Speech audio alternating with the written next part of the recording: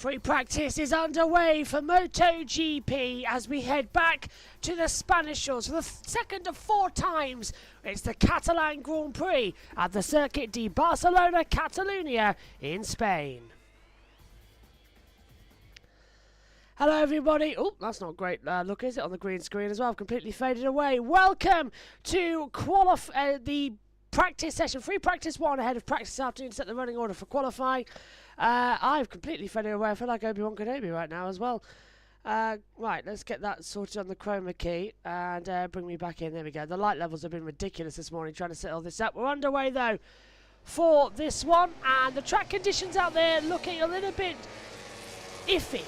Iffy is to say the best as well, because there's sunshine at one half of the track, cloud cover at another.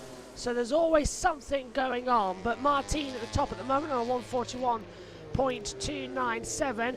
Mia second, Aleix third, Vinales putting it into 4th position. We're here all weekend on JB Motorsports 2, and then we will be uploading the coverage as well for Premier in the mornings on JB Motorsports 1 as well. So this is where we'll be throughout the weekend. We're also stuck in the other commentary box. There's Davide Brivio, the Trackhouse Racing Team principal, formerly of Suzuki, getting his way out of the circuit. Several of the riders now out there on the track as well, making sure that everything is going to be a-okay as the action continues to fulfill. Right, let's see if we can get the commentary tabs open so that we can have some blogs and information from the circuit. 9 times out of 10 it does work, but then every now and then it goes a little bit wrong. Soft front tyre for everybody, same as the rear tyre, and Bradle takes us down actually into 22nd position now as well. Rins is down there 23rd. We'll get that sorted for you in between the gap to make it up to 23. Binder coming across from Pietro Acosta there as well. Now where is that blog tab? There we go. All got sorted. So there we go, back with live action now.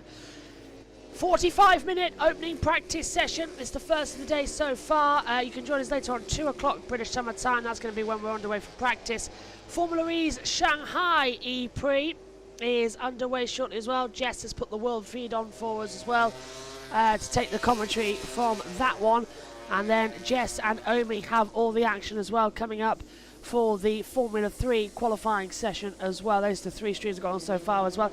When I say it, we've got pages and pages of information. I really do mean it. There's so much to contend with this weekend as well, and a dodgy microphone. Aleix Espargaro, who announced his retirement from MotoGP last night in an exceptional press conference. He's top at the moment at 140.504 as well. Down at turn 5, the Seat corner. It's a downhill inside left-hand hairpin. This is Jorge Martin, who's won so many of the sprint races so far this season as well. Just making sure that he gets through a-okay. He's got his elbow down as well on the deck as well, so very close to hitting it there. Nicely done actually from Martin. We put a video out, by the way, on the main channel saying where we're going to be this weekend, so hopefully we should have everybody joining us shortly for it all. Let us know if the sounds are alright as well if you're watching along with us. Martin got like a paint gun atmosphere as well coming through. That's quite nice. Wonderful drone shot coming out the last corner. Having been to this circuit actually as well, it does help you when watching, because it looks so flat from the TV angle. It's anything but. Barcelona has got, it's full of hills at this circuit as well, especially in the first sector, turn 3, sort of a gradual uphill struggle. So imagine the riders having to contend with that.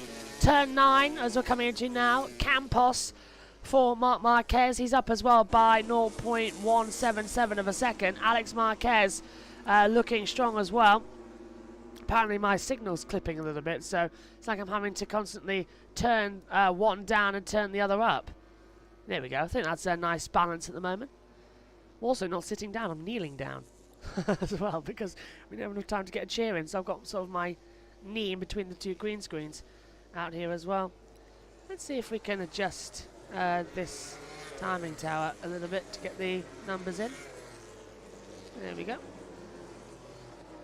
Everything's shifted a little bit, hasn't it?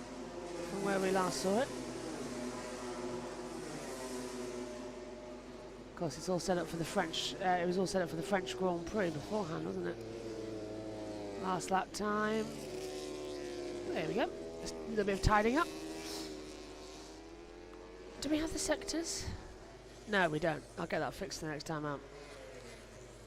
Miller down in the first sector and up in the second, fast of all, but the third sector wasn't looking as great as we were expecting. Quartararo down by 95 thousandths of a second as well.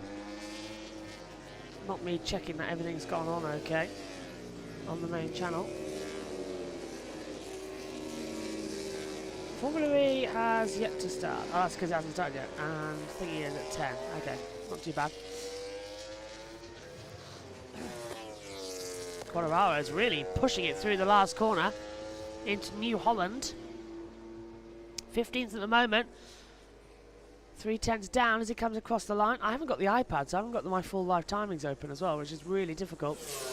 Goes up with a 1:40.493.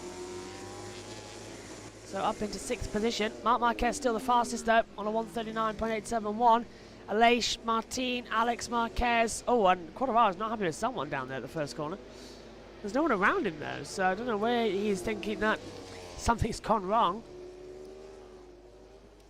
I suppose the easiest thing is just to let him think that things have gone wrong, because otherwise it'll be a bit of a nightmare to actually sort it. Wow, that's got loud from Fabio Di Giannantonio. Don't know who turned the microphone angle up there, but that was unbelievably loud through the earphones. Binder's estimated to go up to first position. Digi does a 1:40.495 as well. Too loud a track noise there. They're about to turn the track noise down before. Binder up as well, 0.024 first sector. Hello, I just realised something was wrong here. I only seen the front tyre, not the medium tyre. What is going on with this software lately as well?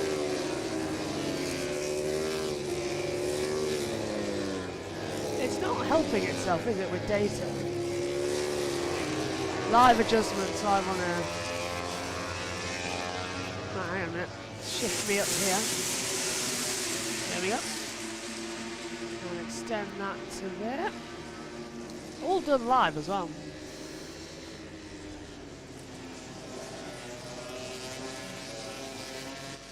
Keep an eye out as Pecco Bagnaia also got one of these stupid little things. Like, it looks like a painting, a live done painting has been put in as well. I've never heard the track noise become this loud before in my ears. I'm adjusting the bus mix like crazy just to make sure it's all alright, but the track noise is usually dead silent. You might also notice that my voice isn't what it is. Lost it last weekend, just desperately trying to get it back. So, coming up with 24 streams I'm doing this weekend is not great. Out of the 42, I've got 24. I'm not on Formula 2 qualifying or feature race, or Formula 3 quali sprint and feature. I'm not on Porsche Super Cup. I'm not on the warm session for this, and I'm not on the world feed for FP1 and Formula E, and I'm on bar one of the touring cars. So they all add up basically. Commentary guide. Bagnaia estimated to go 6th fastest at the moment. He's a 10th down on his overall best time. He is 7th on the board. So we'll try and improve that. Wonderful new building. A new bridge building as well, with a restaurant just above the entry into turn 10 here at Barcelona. Which do I wish was there 5 years ago when I was there? Yes, I do. Because to get to... Oh, Bagnaia nearly dropped it there through 10 into 11 and 12. To get to one side of the track from the other at Barcelona, there's no tunnel. If you want to go the opposite side of the track, you literally have to go from the paddock area and walk around the infield of the track. To go on the outside of the track, you can get in from the paddock by going underneath, and then there's a tunnel from the paddock to the commentary box area, and then you can go underneath and go around. But to get from the other side of the, if you're on the outside of the track, there's no way to get back to the infield of the track across the two. As Bagnaia runs it wide at turn 1. Turn 4 is actually the best viewing opportunity, because from that little, you get like there's like a hill, and from that angle you get to see turn 4, bottom of turn 5, and then you get to see 6, 7, 8 and 9 up at one angle as well. It's a fantastic place to stand. And also turn 9 is very uphill. It's flat on the surface, but uphill to get in there. It's ridiculous. I was standing there when Gasly crashed in 19 in pre-season testing. Speaking of, this is Jack Miller coming into the new turn 11, 12, 13 complex as well. That was made up last year for Formula 1. MotoGP kept dithering with the track, of course, trying to make it safer throughout the section until they realised that the chicane, they made a whole new chicane. It didn't work. Jack Miller was actually the one who had that. They tried using the MotoGP chicane. It didn't work. Miller used the F1 layout, and then after first practice decided, okay, let's just do that. Looks like Formula 3 has gone live, as has Formula E. Oh, well done, Jess. Well done, Jess. I mean, Jess does do a lot of PSGL streams as well, but to get 2 on at once is unbelievable, because Jess is controlling the PC in the garage, where Megan is keeping an eye on everything. So, yeah, very impressive. Costa is estimated 11th. He's 12th at the moment. Bagnaia has gone into 6th, but is coming to the pit lane with 30 minutes to go.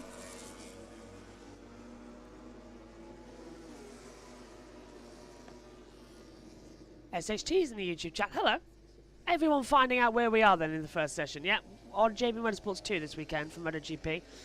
The reason being is that select races are going to be on JB Motorsports 2 because we don't want to lose access to the main YouTube channel for the big races, i.e. the Indy 500 this Sunday and the Le Mans 24-hour next month, like we did last year with the Italian Grand Prix. We lost access to it. So all the big races for MotoGP, sorry, all the races in between. So this one, the Catalan Grand Prix is going to be on JB2. Italy's going to be on the main channel, and then I think the one after that is going to so Assen, I think maybe, is going to be on JB2. Should be back on Twitch up this weekend as well. This is Pietro Acosta having a little moment through the 6-7 chicane and running off the track as well. A rider who many people say is now overdue a first win in the series. It's only his, what Grand Prix is this? 6th Grand Prix? 7th Grand Prix? Absolutely, he's in no rush, but that pole position is coming in shortly as well. It's just over the time. SHT is saying a lot of rumours circulating about Bastianini's factory Ducati seat. Aleix announcing his retirement. Yeah, so Maddie would be the one to talk to about this, but yeah, Aleix announcing his retirement yesterday from the end of this season. In terms of Bastianini and what he's going to have as well, could I have a drink of Coke, please?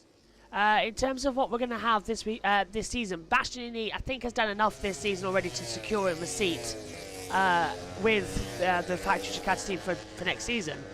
But this is MotoGP.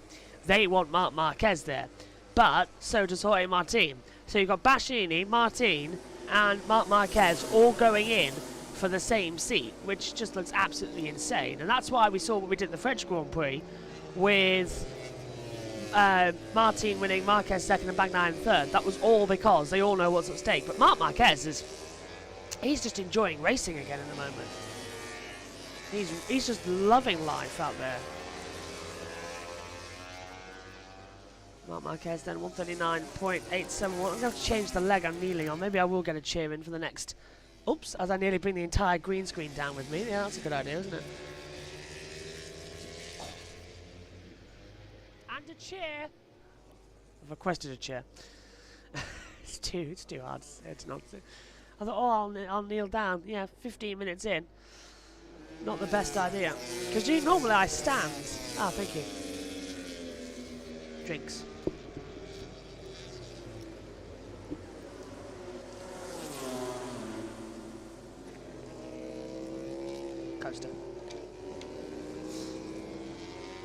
So, Marc Marquez on 139.871. Let's turn my mic up a bit. Also, these three are in the top 4 of the standings at the moment. Ah, cheer. Brilliant. Thank you.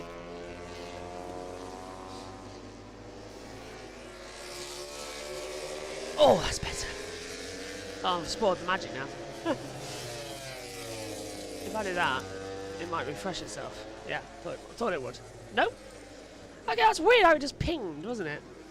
Who expected that to happen? We need a better key here. There we go. Megan's camera is in HD, you see, so adjusting it isn't great. But if you take the background out, it works well as a green screen. Yeah, but I like that. Okay, that's not bad. That's better sitting down. You can actually move around a bit more than kneeling. There's also rumours about Mia and Marini not happy with the situation at Honda. That's not a rumour. That is absolutely true. I can tell you that for a fact. They are angry about the lack of development, the lack that they're being listened to over there at Honda. Honda think they know what's best. And that's why Marc Marquez left them as well, because they did not like the fact that Marc was suggesting changes to the bike. They didn't agree with him, so Marc left. And now Mia and Marini are trying to do the same thing, and they are just not listening. So, to be honest with you, until that leadership changes at Honda, you're not going to have anybody coming in to change over. So, yeah. Hello. I'm afraid it's that type of weekend coming into it. Is my mic clipping here? Yeah, it is. Yeah, there we go. Could be the headset, actually. I never know. 1 minute the headset clips, the 1 minute it's not working anymore, so I've kind of lost thingy with it. We need some new headsets. Ideally, I know the headsets I want, but they're a bit expensive. Like, they're about 300 quid. They're the Sennheiser ones, you might have seen them. HDM2s. I don't like the over-ear ones. I know we've got over-ears, but I never like over-ears that much. They get too hot. On-ears are my cup of tea, but Megan hates them, so that's why we have the on-ears. To be honest with you, what I wanted when we first got all the commentary equipment, I wanted 2 lip mics and on-ear headphones. Megan said no, so we ended up getting over-ear headsets. Yes, it was cheaper. Did I like that? No. Because now, she doesn't like wearing the headset and said, oh, I'd rather have a lip mic. I was like, nah, you tell me. 5 years later, I'm having all this equipment, now she tells me she'd rather have a lip mic. Although you don't like lip mics, do you? No.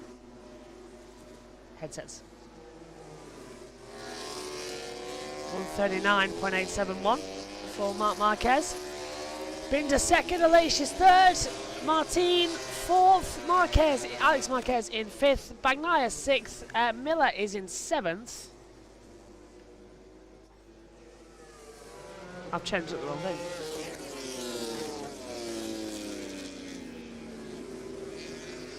Just realised I couldn't hear the radio commentary. They're also linked to Trackhouse. Right, I'm going to say this. I can see Mia going to Trackhouse because Davide Brivio's there, who's former team principal at Suzuki. And Mia won a championship with him. He won the Constructors and he won the World Championship with him. So I can see that happening more than anything else. Right, considering that buffered and that buffered, I'm going to say that we might have just been off there, so I'll repeat my sentence. Marini and Mia are linked to Trackhouse. I can see Mia going because Davide Brivio is there, who's the team principal. He was the team principal at Suzuki and won a championship with them. So there's the camaraderie there that would make sense to bring them in. So that I believe. I think Honda are quite like trying to. They've sort of got their arms out, going, "Anybody want to ride for us?" And every single rider in the paddock is going, "No."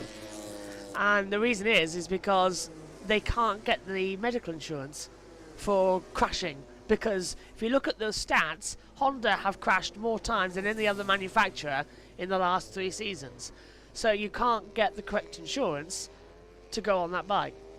And the premiums are too high. So it's getting to a point where Honda have sort of got... I can honestly see Honda leaving MotoGP for a few seasons and having a major restructure. I can see them taking 2 seasons away and coming back when the regulations change in 2027. That's what I can see personally. Honda going away, coming back, whole new manufacturer team, and go from there. Because it's a mess down there. And you've got the likes of Aprilia, Ducati as well, KTM. They're all flying with these regulations. As Alicia's kids are there. Waving down there in the paddock and pit lane area. But yeah, it's dark times. It's also not great times at Yamaha either, let's be honest, with Fabio Quartararo. He's pushing that bike beyond his limits. He's 10th right now. But Morbidelli jumped ship. Of course, he was fine. He went to Ducati, now doing okay, but after that crash in the season. But look at Alex Rins, down in 21st position in this session alone. Not the greatest of running orders he's got at the moment. So 140.794 for Marco Bezzecchi. By the way, the pit stop challenge this evening we're not doing because I don't think Sky is showing it. And also, we all need sleep because we realise we only get like 4 hours sleep. But if we cancel that, we end at 6, so we get like 6 hours sleep. So we've all gone, let's have some sleep, considering the fact that we've all got to get up insanely early for the Formula E races. The only good thing is that I get to do my notes for Formula 1 in between the gaps of the sessions. So it's kind of like you get some free time to relax and catch up on some things, because tomorrow it's insane. We start 12:55 a.m, go off air at 4:30, and then from 4:30 onwards you get to sleep because you're up from 12:55 Sunday and you don't go to bed until 4 a.m. Monday. So there's a 28-hour day or something like that. It's insane. So yeah, it's bank holiday on the Monday as well. We never did get those vocal zone strepsils as well, I've just remembered. Susie Perry, I text Susie Perry during the middle of the week and said, right, you lost your voice at Le Mans, what did you have to get it back on the Sunday? And she said vocal zone. Although she did try and kill me because lemon, ginger and honey, and I'm allergic to ginger. But she didn't do that. But I find it quite funny. But yeah, we still haven't got those vocal zone strepsil things. They're like palate taps. Different to strepsils.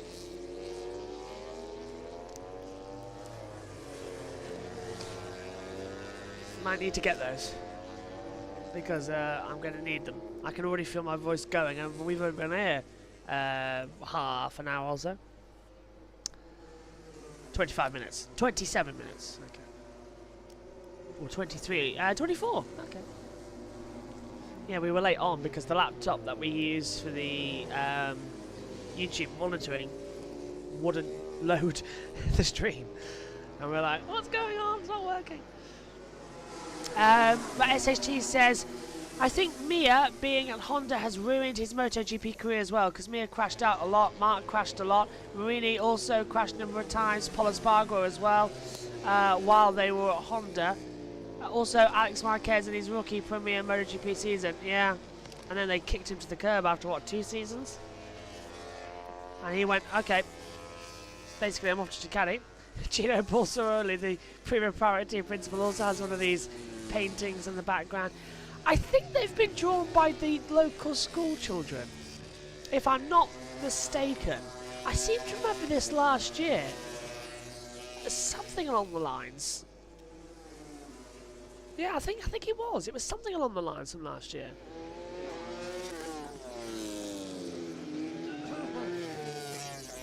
But yeah, here is Martin. Oh, big twitch coming out of 6 and 7, uphill towards Kamsa. Did well to hold that one. The sprint champion from this year so far. Alex Marquez gets off his bike. He was sort of caressing it as well when he got off as well. Mark's completely fallen in love with Ducati, like absolutely. And he's loving that 23 bike. He really wants to get his hands on a 25 bike though. He wants to get the 24. He wants that factory seat after a year. But then again, I think he's happy on the Gresini. I think he's liking the Gresini. He's with his brother. Gresini were a very family-run team. Of course, their owner passed away. His wife's taken over as team principal. And it's a family atmosphere down at the team. So I quite like what he's got there. And he's enjoying riding MotoGP again. As into the pit lane comes Pecco Bagnaia and Jorge Martin. I would say 1 and 2 in the championship at the moment, but they're far from 1 and 2 in the championship. It's been quite a weird season for Bagnaia. Crashing in the sprints, winning in the Grand Prix. It's one or the other, isn't it, really? You can never have both. I'm actually going to try that tomorrow to see if it works. I'm going to try and get a link ready. Maybe during the qualifying session I can call I can call Maddie and have a word with her, because she's there. Semkep Racing were brilliant as well in their pre-season test. Lizzie had first ride on a Yamaha R7, improved day on day. And Mallory, who was just epic on that bike as well. She finished, what, 6th fastest, but the top 6 was like separated by 77 thousandths of a second, so really impressive stuff. Round 1 gets underway at Mazzano, 14th to the 16th of June. The Le Mans weekend as well, but then I'm off World Superbikes at the British Grand Prix round at Donington. Yeah, back at Donington for the 3rd time. This time there was a fan, so I actually get to enjoy it a little bit more. I say enjoy it, I think I'm going to be stuck with like another headset, but listening to all the team radios and all that lot. And communications from the track. Oh, this is a riding comparison we're now seeing in turn 10 between Alex Marquez and Marc Marquez. Marc's got the front stable down, slow braking zone, turns in. Alex sort of slams on the brake, rear comes up, front jostles around, then the back slaps back down, and he just makes it back for the apex. Gets his knee and elbow down at the exit of turn 10, the long sweeping left-hander. I love how, honestly, it's one of my favourite. It's one of my favourite haha moments in motorsport. Is the fact is that Barcelona changed the circuit. They changed Campsa, reverted it. They changed turn 10 into a slow double, reverted it, and then they changed the last corner into a chicane, and then reverted it. So basically, we're back to the original layout, which was the best layout anyway. And they spent years mucking around with it, and it's hilarious what they did here. But I much prefer turn 10 being a long, sweeping left-hander, because then it gets you back on the power, uphill. So it's like a double apex now at turn 10. It rides you up into the kink at 11, then it falls down into 12, and then you get the looping turn 13 and 14 where you can just carry so much speed. In a Formula 1 car, it's flat out because it's just a pure acceleration zone to that area, so you're just pushing down the throttle. But in MotoGP, you have to lift and you properly have to turn it in. And do you remember 2009? Lorenzo and Rossi at the line coming out the last corner here. That's what it is, because if you get a great exit and get on the throttle earlier than anybody else, you can slip back through on the inside at the last corner and jump into the lead of the race. And it's such a short run from the last corner to the checkered flag line. You get ahead and you can win. SSG's got a question as well. Do you think Repsol Honda have any riders who would want to come to them that had no choice or just promote Takaki Nakagami?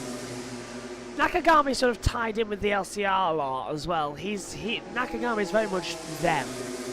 Because the LCR Honda is sort of like the other factory team. That's their name brand as well. HRC, LCR, it's sort of under the same brand.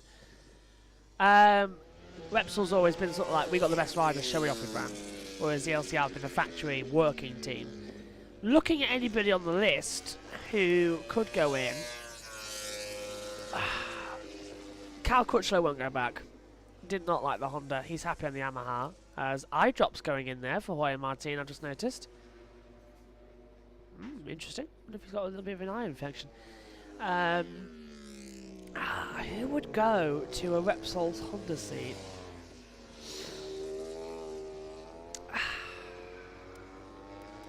It's hard to say. Bradle, I'm surprised he's still racing, because he was a pundit for years and then turned back and he's getting on a bit. In all honesty, I could see this going one of two ways. I could see Repsol going out of the sport, like I said, or coming back in. So it's one of the two. Have I frozen again, or am I still? I don't know. No, I'm still broadcasting. Yeah, just my laptop that froze. don't actually know. Do you know, that's an interesting question. Who would go up? Jake Dixon, I think, would give it a shot. Jake could ride anything, so he'd give it a shot if he gets back in from leaving Moto 2. Who else? Sam and Alex Lowe's wouldn't do it. I can't think of anyone in Moto 2. David Alonso in Moto 3 would be an option if he got there, if he had a couple more years, but they don't have that.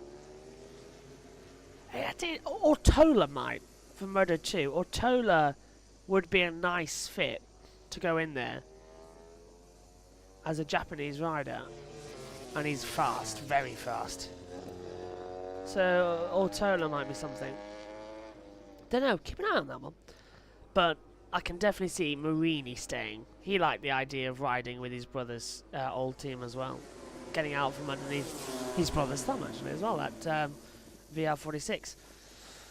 Bastianini on a 141.612. Keep looking at the wrong clock. It's 10:20.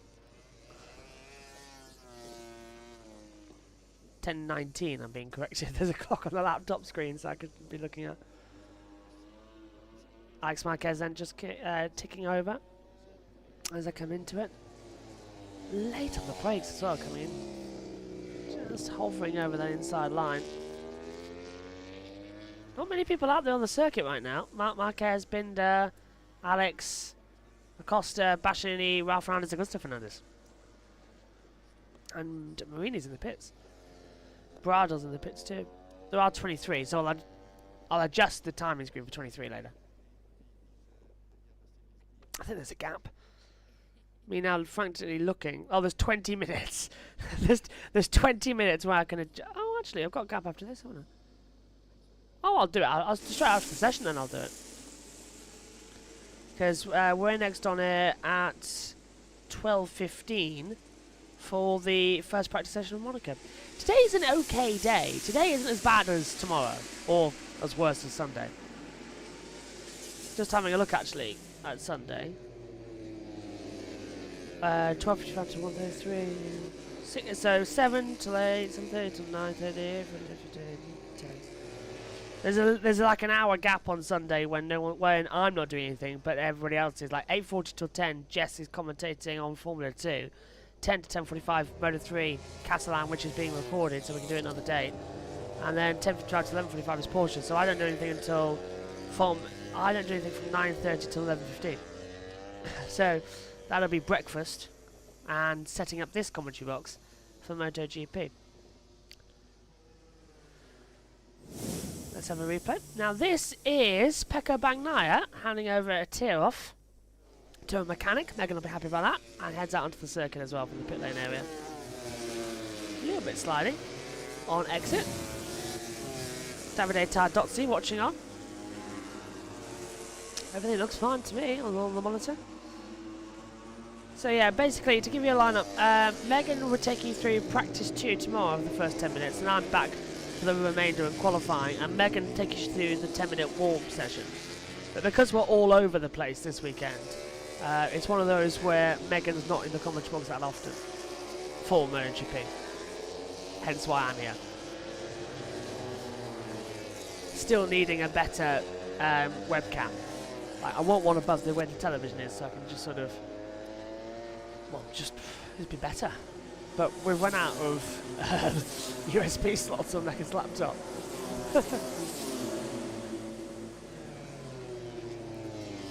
1, 2, 3, 4, 5 riders out now.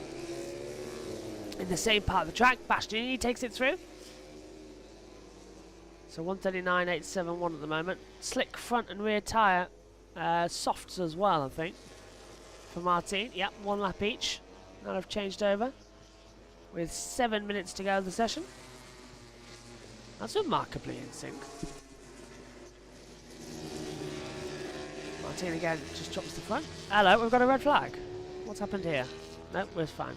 Timing tower on the world feed went blank, and usually when that happens, it's because the red flag comes out. But we've stayed green. The little dot that says started with the green light on. If it goes red, it says interrupted. Yeah, they don't have a clear system like, oh, it's red, it's green, it's yellow. It's just says started or interrupted. It's a weird procedure. Acosta, 109 in the middle sector, estimated to go from 11th to 9th. Martin is improving as well. He's looking quite fast as I just adjust my microphone. Not actually a bad lap time from Pedro Acosta as well, into that middle sector. He's keeping it sort of just on the cusp of being okay. Also, you might notice no ads on this channel because we've only got like 171 subscribers on this channel. Not the 4,000 on the other. But we're still getting decent views on it as well, which I love. So hello everyone. If you've made your way in and found out where we're going to be for this one, well done. Glad you found us. This is where we'll be this weekend on the second channel. We'll be back on the main YouTube channel for the Italian Grand Prix weekend. So everything will be live then as well. Because there's a gap. So it makes sense. Let's have a replay from Pietro Acosta. Down into turn 10. The Marc Marquez approach locks the front and controls the rear slide perfectly. And you can see the brake disc shaking the front wheel dramatically. Exit at 13. We're on the racing line, coming into 14 and 15, the last two corners of the track. New Holland is the last corner. Expo 91 is the first corner. It's a downhill run. It's a weird circuit, this one. And annoyingly, Formula 1 have taken it off the calendar, despite the fact... And Formula 1 have taken a proper road course, Spanish Grand Prix, that actually has been delivering good races the last couple of years, and replaced it with a boring street circuit in Madrid. Honestly think that Formula 1, that Stefano Domenicali is trying to kill the sport. The amount of street races we've got, that are just giving us nothing. It's ridiculous. Whereas Formula E, which is a street racing circuit, is going to more purpose-built racing and killing itself with pack racing and not being able to recharge the batteries as well. It's just... It's all a mess right now. MotoGP is the only one that's getting it right. And that's saying something as well. 139.579 for Martin. Of course, we had the announcement of the cancellation of the Kazakhstan Grand Prix next month. That's been delayed further in the year. And there was rumours it was going to replace the Indian Grand Prix. That is nonsense. I spoke to Maddie Patterson. As soon as I found out, I texted Maddie Patterson and said, "Is this true?" And she said, "No. India will go ahead. It's just that India are waiting to pay Dorna the fees until the last possible second, but it will go ahead." So, and then I think the government have stepped in as well to help save the Grand Prix as well. So, oh, hello, Acosta nearly on the gravel there, coming through 7 and 8, got a little bit wide, but yeah, we are going to have the Indian Grand Prix, which, despite all the problems with the visas last year. To which I think Maddie and Simon got like about 3 or 4 visas each, and only one of them came through, and they haven't got their money back on the other one yet. So not great. But apart from the problem with the visas, India went surprisingly okay. Just I know the commentary boxes weren't that great though. Commentary boxes are in a building overlooking a toilet block in India. So they weren't happy with that. I think they've switched them back to like offices now looking up at the pit lane, which is better. But I suppose MotoGP's World Feed can do whatever they like to go where they need to. TNT just used the TV compound, their own commentary box. Repsol Honda didn't have the best second rider alongside Marc Marquez ever since Danny Pedrosa called it quits. Jorge Lorenzo in his one and only season with Repsol had a nightmare period and then announced his retirement. Came and went, didn't he, Jorge Lorenzo? I'm moving to Honda, all the big hype around it because he was leaving Ducati. Bye! After a year.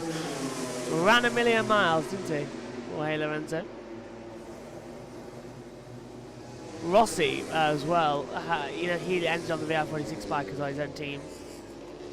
And yeah, there was rumours that he was thinking about a move back to... Excuse me, he was thinking about a move back to Honda. Never going to happen. Rossi wanted to go do some 4-car driving. He wanted to do 4-wheel driving, so that's where he went. Over to the World Endurance Championship? Not WEC. He's in WEC, but he's gone on toward World GT Challenge. That's it. Meanwhile, a new alien joining MotoGP this year, which is Pietro Acosta. Properly having a run right now out there on the circuit, I can tell you that. He is really fighting hard as he comes into the last corner. Looks mega strong as well. 3/10 down, but he's learning the track. Of course, the only good thing is that last time Pietro Acosta, he crashed at the French Grand Prix, didn't he? But when he did that last year in Moto 2, he dominated the next round.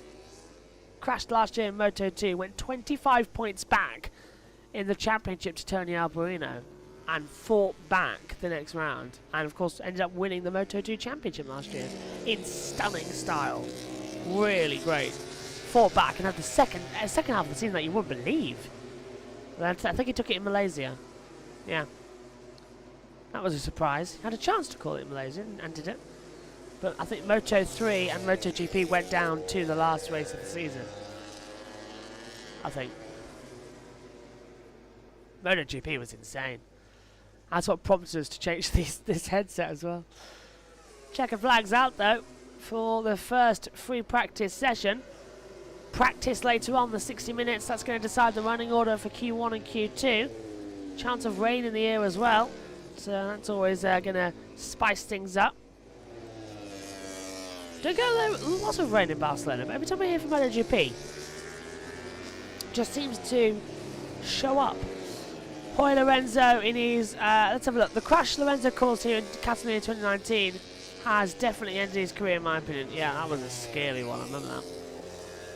Last year's race was dramatic here as well, let's not forget. The huge crash at the first corner, and then the next bit of drama was Bagnaia flipping over and Miller running over his leg and bringing out the red flag to stop the race. None of that this time, please. We have a schedule to keep.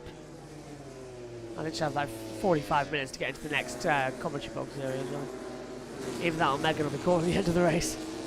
And then making her way over to from MotoGP to Formula 1. I think Jess and Omi are still on air. Whether or not Formula E's ended or not, I don't know. They've got session check flags out, so they'll just be finishing theirs. Oh, Marquez will be taking the flag. Who hasn't? Mark, Aleix, Raul Fernandez, Zarco, Oliveira, Mia. They haven't taken the flag just yet. Mountains are 140.7 on that last lap, so 1.121 down on his own best time. Was they coming to it? Yeah, Martin, fastest in FP1, the best possible start for the World Championship leader. And it says there on the graphics. Wave from the Martinator as well to the rest of the field. So, the first practice session ends, and everyone has now taken the checkered flag. Martin, fastest then, 139.579. Marc Marquez is second, Brad Binder third, Pietro Acosta's fourth, Aleix Espargaro fifth, Alex Marquez is sixth, Pecco Bagnaia seventh, Augusto Fernandez eighth, Jack Miller ninth, Raul Fernandez rounds at the top 10. Maverick Vinales is 11th, Miguel Oliveira is in 12th, 13th Ryan Zarco, 14th Fabio Di Antonio, 15th Fabio Quartararo, 16th Alex Rins, 17th Luca Marini, 18th Johan Mir, 19th Nea Bastianini, 20th for Takiki Nakagami, 21st Franco Morbidelli, 22nd Marco Bezzecchi, and 23rd for Stefan Bradl as well. End of the first session then for MotoGP. We'll be back at 2 o'clock British summer time for all the action here for the Catalan Grand Prix. Take care. See you soon.